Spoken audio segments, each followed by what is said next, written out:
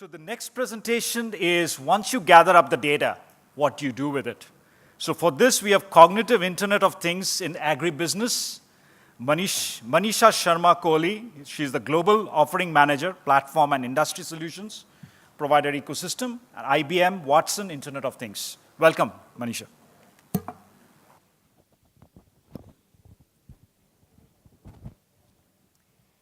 Good afternoon, everyone. I won't start by telling how surprised I am to see so many people attending an agriculture session, because I face similar feedback when people come to know that IBM is getting into agribusiness and developing some solutions around it. I'm very, very excited, and I'm highly encouraged to hear some of our thought leaders like Mr. Shiv Kumar and Mr. Shubhrata Gupta and the entire panel of people full of knowledge and experience in agribusiness, and some of the great work that you all guys are doing. I mean, I'm really, really impressed by the amount of effort that you have put in, the foresight you have in terms of the challenges this industry is facing, and you're thinking about how to solve some of those challenges. And I think despite all the efforts that various governments and government institutions have put together, agriculture has never enjoyed the status of being an industry. So even within IBM, honestly speaking, we have not really looked at agriculture as one industry vertical. It has been spread across multiple verticals. Some of it is in industrial products, some of it is in chemical petroleums, in distribution and consumer and things like that. But now, the encouraging thing or the hope is that with the advent of technologies like Internet of Things, cognitive, and some of the emerging capabilities around weather forecasting, we are able to put all the capabilities that we have together and focus on some of the problems that agribusiness faces. Now, I have been told that we are running very late, so I'll keep my talk very short. We may not be going through all the charts, but I'll try to give my message to you. When IBM started, looking at Internet of Things, so last year we formed this business unit called Internet of Things, and it's called Watson IoT because we have cognitive capabilities also, the Watson AI capabilities. So we had this horizontal platform, and on top of that, we realized that when we give that platform to our enterprise customers or end consumers, they don't know what to do with that. So we tell them, okay, you have all the device connect capabilities, device management capabilities, edge computing, edge analytics capabilities, Watson APIs, cognitive APIs, storage capabilities, security capabilities. But then, if you go to an agribusiness customer or if you go to an automotive customer, they don't know what to do with those, bunch of services. So that is when, IBM thought of putting together some sort of industry accelerators on top of the platform. So we have launched IoT for automotive, electronics, and insurance, early this year. And now agribusiness is one of that industry accelerator that we are putting together. So by no means we plan to solve every problem that agribusiness has an industry. We just want to put something like a starter kit or an accelerator which shows our end consumers or agribusiness customers the art of the possible, right? So these are some of the statistics. I think we have heard them multiple number of times, in the panel discussion and some of the talks, and very, very informational, educational talks that we have had today. So, some people think that, agriculture is not really a good, it's very slow in technology adoption. But we, IBM Research, we did a market assessment, in the summer of 2016. And these are some of the statistics that we came across. So there was 4.6 billion of investment globally which happened in agri-tech, which is much higher than fintech and clean tech, which means that people are realizing the potential, both the corporate investors as well as private equity investors, which means there's a huge potential, there's a lot of interest in the market, and there's a lot of opportunity. There's a lot of gaps, as Shyam was mentioning in the panel discussion. So we all can look at solving those gaps or addressing those gaps together. So we from IBM, when we talk about this offering, we do not look at only the farmer. So obviously farmer is the end beneficiary, but as somebody made the comment that you cannot expect the farmer to pay or bear the cost of all this, solution, the sensors and the gateways and, putting that analytics engine around that.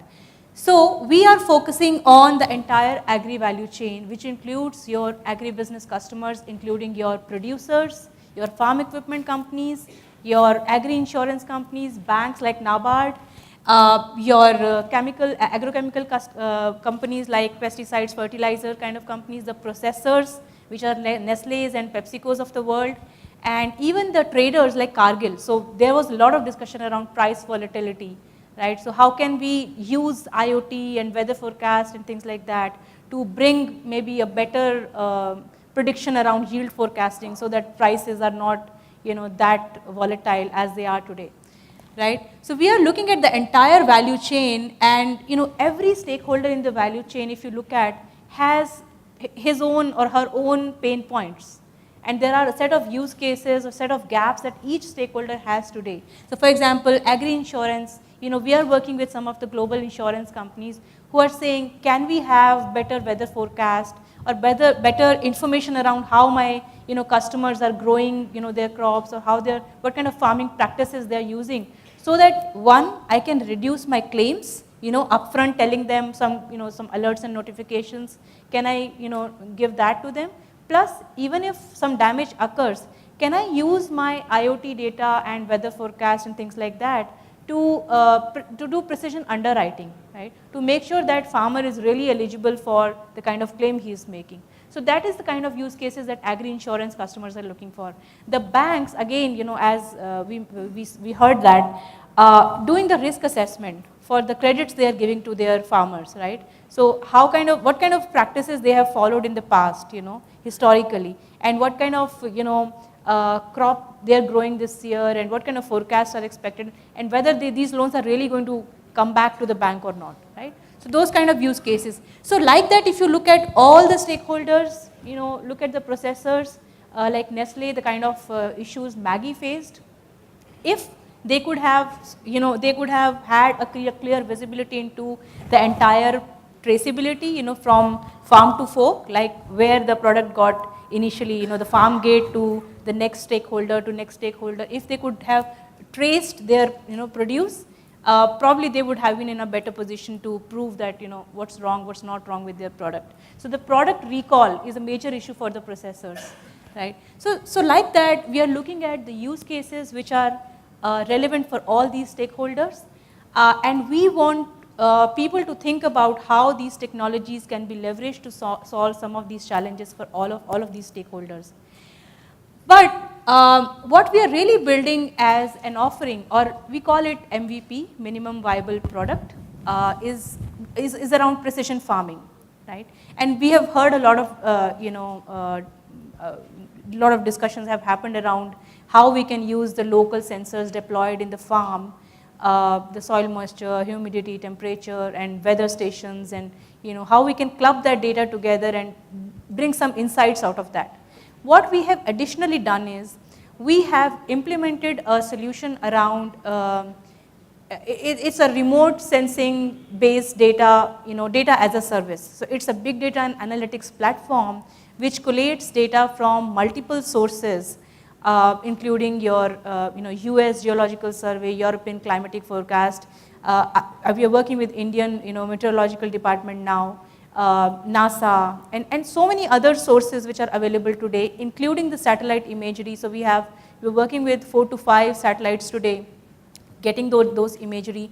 And then the additional thing, or the valuable things that our research has done is they have pre-processed or curated that data and converted that into some sort of a data layers, which makes the analytics on top of that data very, very efficient, right? So we have already done, we have already implemented that solution at one of the clients in Napa Valley. It's a winery called Gallo Winery, and we started that implementation in 2012. And within 2 crop cycles, it was a grape, again a winery, so grape was the crop. Within 2 crop cycles, we were able to establish 26% increase in the yield and 15% reduction in the water utilization, because those were the 2 key areas that were given as a problem statement by the customer to us. So this is, again, an asset that our IBM research has developed. There are several PhDs working on it, from last several years. And we are trying to bring those capabilities also into this accelerator or offering that we are building. At the same time, it is completely optional. I mean, if there is a client who already has these kind of data sets, or if you as our partner, have already built those capabilities, we are more than happy to bring those capabilities onto our platform and use them in the solution rather than using what we have built, right? So, so this is how the end-to-end thing works. And what we are doing in this the starter kit or the MVP that I talked about is that we are showing them the end-to-end flow or end-to-end solution. So we have partnered with some of the device vendors in various regions. Again, it's a global offering, so we're working in North America, Brazil, Africa, Australia, New Zealand, India, in Europe to start with. And in every region, we are trying to partner with the device, the device vendors who provide a seamless integration between the sensors and the gateways and our cloud. And then on the cloud side, we are ingesting that data, blending it with the remotely sensed data along with the weather data. Now the weather data is coming from our own weather company. So IBM acquired the weather company early this year, and with that we have the complete digital assets of weather, their APIs, their weather stations, their crowdsourcing business model, everything is now an IBM asset. So we are using those APIs and services into our solution. So data coming from all these sources getting blended, and then we are building analytic models on top of that. Ultimately, one of the comments which everybody made in the panel was that you can ingest data, from local sensors or anywhere else, but unless you make sense out of that data, which is understandable not only by the agronomist or agriculture advisors, but also by the farmer, right? So we are doing that, finally using those analytics models to generate dashboards for the agronomist as well as the farmers, right? So this is a 3-tier architecture, and this is our logical architecture, which I just talked about. A little bit of, more of a technical thing here, but this just talks about the 4 layers, the way we want to package our solution. So for you, I mean, I consider all the startups, all the companies which are into agrotech kind of a business, we consider them our partners. So we are not here to compete with any one of that. We want your capabilities to come on board with our platform and jointly go to market with that, right? So we will give you the back-end infrastructure, whether it's in terms of IoT engine, data ingestion, data collation, or the analytics capabilities, the edge computing capabilities, or the Watson capabilities for that matter, image processing, visual recognition, analyzing a lot of unstructured data, and making sense out of that. So that is where Watson is known for. So we can provide you all that engine at the back end, and we can have the top 2 layers, the amber color layers are the ones that we expect you to build. So to start with, we had to build something, because otherwise, customers, when you go to customers, the agribusiness customers, they don't know, I mean, you can't just show them the PPTs. So we are building those starter kits. Some of these models that you see, evapotranspiration model, which tells you how much water is getting lost out of your soil and plant. The NDVI, the index which tells you the greenness or healthiness of your crop at the canopy level, and the soil moisture level, again, based on the satellite data as well as the IoT sensor data which is coming from the farm. See, again, there was a point about the cost. So there are geographies like US, which are, or Europe, who are very, very, they can spend, right? But at the same time, when you go to Brazil or India or Vietnam and all, we can't expect people to pay a lot. So that is where a blend of IoT-based sensors and remote sensing is very, very important. So you can always say that in a 10-acre land, you do local sensing for 2 acres, but rest of the things, you manage by remote sensing by interpolating the data or insights you're generating from the local sensors, right? So that is what, through that, we have been able to convince some of the Indian customers, right? And otherwise, nobody's going to spend that much on the devices. Even if, we can bring down the cost, they always see that as a cost, right? So, so the top 2 layers is something that, we expect our startup partners to build. Today we are doing it if you look at the models, they are more aligned towards precision irrigation and crop health monitoring, a little bit maybe for pest management, but there are so many other use cases that we can build out of that, right?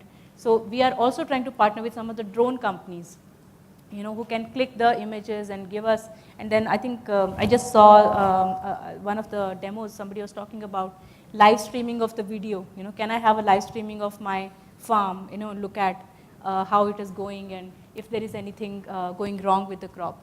So we are trying to, partner in all those areas, and happy to, talk to anybody who is willing to partner with us in that space. Yeah, so I think you all must be familiar with this. This is a typical standard IoT architecture, deployment architecture, and we start with the sensing block where we have the local sensors. Again, we have ZigBee, 6LoWPAN, those kind of protocols to talk to the gateway, and then over GSM or GPRS connectivity, we connect to the Watson IoT platform. That's the standard architecture we are following. We have a up and running prototype which is running. I could have shown if I had time, but it's a prototype or showcase running on Watson IoT platform, which leverages Watson IoT, the information management, security, and Watson capabilities. Watson meaning, we have built some of the Q&A kind of a service where you ask question like, which is a right crop for me for this season in Bangalore. So this will give you some answers based on the documentation you have trained it with, and then similar things you can keep on adding. Yeah, so I think, yeah, sure. This is the last topic. So I just wanted to touch upon what we have done in Gallo Winery in Napa Valley, and because whenever you go to a client, they want to see where you have done it before and how successful you have been. So generating data, generating dashboards is fine, but how much business value you have generated, right, out of those practices that you have followed. So again, I think I was very impressed by the CAD thing, because it is doing similar to what we have done in Gallo Winery, but at a much reduced cost, very conducive to India kind of an environment. This was done in California, a rich company, winery, of course.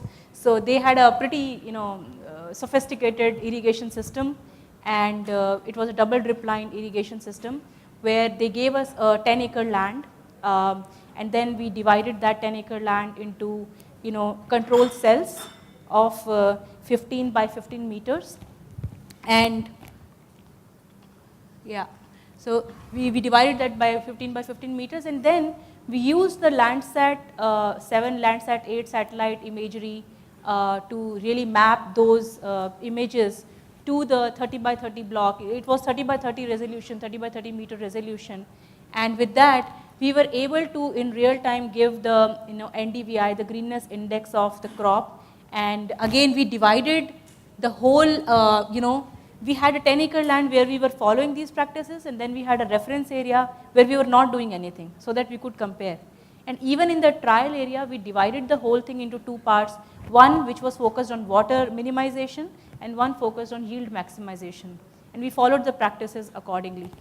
So by implementing some of those getting those data and generating insights and applying those decisions, we were able to achieve these results. So these graphs actually show the year-wise progress that we made based on this. So this is the one, since we already have a successful case study, this is the one we are focusing around, and this is the one we are talking to. But any other use cases, if you have, we are happy to partner with you, and we have so many customers who are really asking for these kind of solutions, so we can go to market together. Yeah, so that's all I had today. Any questions anybody has? Any questions for Manisha? We probably have a time for just one question.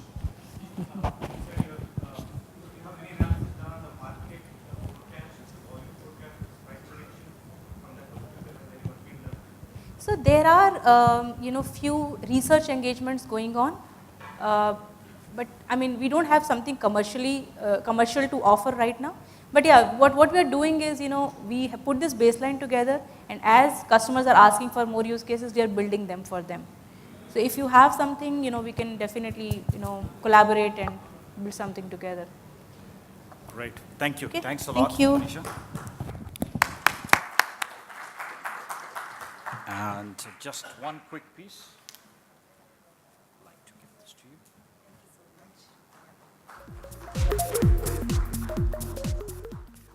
So our last